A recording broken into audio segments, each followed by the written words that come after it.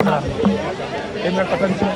काँग्रेसचे प्रवक्ते अतुल लोंढे आपल्याशी या संदर्भात फोनच्या माध्यमातून जोडले गेलेले आहेत. अतुलजी, आपण पाहतोय पोलीस ठाण्याबाहेर तासाभरापासून राहुल गांधींनी ठिय्या दिलेला आहे. त्यांचा एकच मागणी आहे, पॅलेट गनचा जो वापर झालाय तो अतिशय अयोग्य आहे आणि त्या संदर्भात पोलिसांनी कारवाई करावी अशी मागणी त्यांनी केलेली होती. त्या संदर्भात त्यांनी डीसीपींची सुद्धा भेट घेतलेली आहे.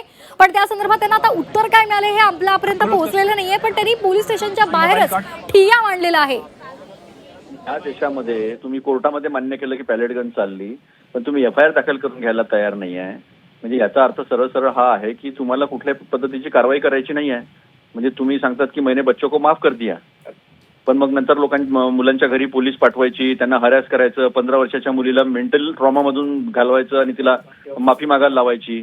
आणि आज स्वतः देशाचे विरोधी पक्ष नेते आलेले असताना सुद्धा तुम्ही तिथे एफआयआर घेत नाही, तुम्ही दखल घेत नाही. म्हणजे या देशामध्ये हुकुमशाही आलेली आहे. अगदी स्पष्ट आहे की यांना मुलांशी काही घेणं देणं नाही आहे. हम करेंगे म्हणजे याचा अर्थ हा होतो की अमित शहा याच्यामध्ये इन्व्हॉल्ड आहे. ऑर्डर हे त्यांच्याकडून आलेले आहे आणि त्याच्यामुळे पॅलेट गन चाललेली आहे आणि त्यांच्याकडनं ऑर्डर आले असल्यामुळे दखल घेतल्या जात नाहीये, असं स्पष्टपणे आमचा आरोप आहे. अगदी, पण अशा प्रकारे विरोधी पक्ष नेते ज्यांचं संसदेमध्ये आता बऱ्यापैकी संख्याबळ सुद्धा आहे आणि अशा पद्धतीने जर विरोधी पक्ष नेते खुद्द जर जात असतील आणि अशा पद्धतीने त्यांचे एफआयआर घ्यायला नकार दिला जातोय, कशा पद्धतीने पाहायचं याकडे? नाही, संविधान जे आहे ते यांनी बाजूला ठेवलेलं आहे. आता मनुस्मृती आलेली आहे. संविधानाचं नाव घ्यायचं, काम मनुस्मृतीप्रमाणे करायचं, असं पाप जे आहे ते बीजेपी करत आहे. स्पष्ट आहे. देशाचे प्रधानमंत्री, देशाचे गृहमंत्री 20 दिवस संसदेमध्ये येत नाहीत, एवढे घाबरलेले आहेत आणि लागलीच आल्यानंतर उभे राहतात आणि अध्यक्ष जे आहे लोकसभेचे ते राष्ट्रगीत करून अधिवेशन जे आहे ते संपवून टाकतात. हे सुद्धा देश पाहत आहे, जनता पाहत आहेत. जनतेच्या लक्षात आलेलं आहे काय पाप करत आहेत, कसा देशाला लुबाडत आहेत, कसं देशाला बर्बाद करत आहेत, हे जनता बघत आहे. स्पष्टपणे दिसत आहे सगळं. अगदी. अतुल लोंढेजी, या अगोदर सुद्धा राहुल गांधी यांनी ज्यांच्यावर पॅलेट गनचा वापर झाला होता आणि त्यांना दुखापत झाली होती त्यांना घेऊन त्यांनी त्या सरकारला प्रश्न उपस्थित केलेले होते आणि आता सुद्धा त्यांच्याबरोबर आपल्याला जखमी विद्यार्थी पाहायला मिळत आहेत. मात्र इतकं असून सुद्धा अशा पद्धतीनं पोलिसांकडून एफआयआर करून घेतली जात नाहीये. कायदा सुव्यवस्था खरं तर आपण पाहतोय मोठ्या प्रमाणात इथे गर्दी झालेली आहे. राहुल गांधींनी तिथेच ठिय्या मांडलेला आहे. इतर वेळेला अनेक पद्धतीने आपण पाहिलेलं आहे की जरा कुठे काही गोष्टी घडल्या की लगेच एफआयआर दिली जाते.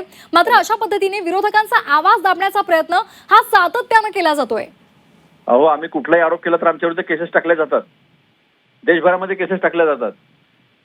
विचार सुद्धा, एन्क्वायरी सुद्धा करत नाहीत. उचल आणि टाक केस. पण इथे ज्या पॅलेट गन मारलेले आहे त्यांचा तुम्ही डॉक्टरचा रिपोर्ट बघा काय आहे. त्या पॅलेट जे ते छर्रे जे आहे ते काढता येत नाहीयेत बॉडीतनं, कारण की त्याला खूप इन्सिजन्स, खूप चिरे मारावे लागतात आणि इतके ते छर्रे बॉडीमध्ये गेलेले की त्याचा तसेच राहतील त्यांच्या शरीरामध्ये. हे दुःख त्यांच्या जीवनात कायम राहणार आहे आणि त्याच्यानंतर इतकी निर्दयता, इतकी क्रूरता ही फक्त हुकुमशाहीतूनच येऊ शकते आणि त्यांना काहीही घेणं देणं नाही विद्यार्थ्यांच्या दुःखाशी, विद्यार्थ्यांच्या प्रश्नाशी, आणि म्हणून ते एवढ्या निर्दयतेने, क्रूरतेने वागत आहे आणि त्याच्यावरचा लढा जो आहे तो राहुल गांधींनी उभा केलेला आता. अगदी. या आगामी काळामध्ये काय नेमकी पावलं उचलली जातील?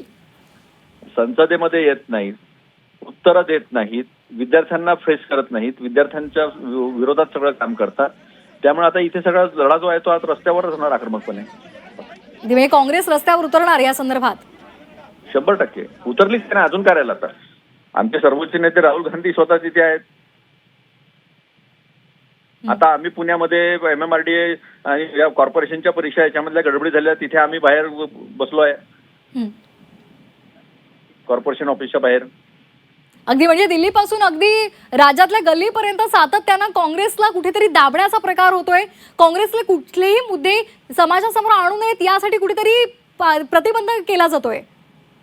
100% विद्यार्थ्यांचा ऐकलं जात नाहीये. विद्यार्थ्यांचे प्रश्न सोडवण्याची मानसिकता नाहीये. इथे सुद्धा अहवाल दाबलेला आहे. इथे सुद्धा एकाच सेंटरचे 20 पोरं, नागपूरच्या वाडी सेंटरवर 20 पोरं जे आहे ती पास झालेली आहेत. ती 20 पोरं नागपूरची नाहीत, बाहेरची आहेत.